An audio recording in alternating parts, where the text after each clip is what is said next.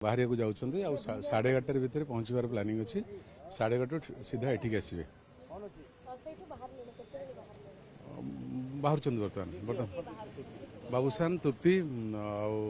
Amit पारजोशी doctor जी organise करते सी भी organise कर स्मृति सार जी सी भी एयरपोर्ट पर छाड़ा जी ट्रिटमेंट करते भारी भल लगे से शेष पर्यंत रोते इमोशन आटाचमेंट होते डॉक्टर जड़े उत्तम केते भल पाती सत्यनगर करा गार्ड ऑफ ऑनर दिज्व मुख्यमंत्री भी निजे फोन करते एटी आसला पर जहाँ प्लानिंग हो विमान बंदर सीधा घर को आसवे लोक डिमांड नहीं लोक समस्ते आपण मानक देवे आम टी अन्य व्यवस्था अच्छे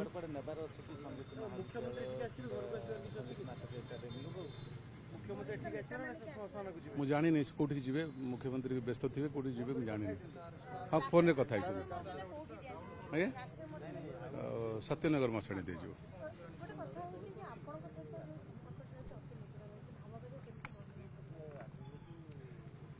बहुत ये कथा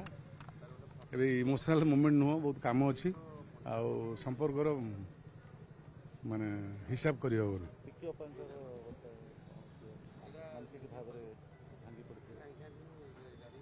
अभ्यसी भांगी पड़े स्वामी की संगे लगी सेवा करते प्रति मुहूर्त लोक दीटा काम करते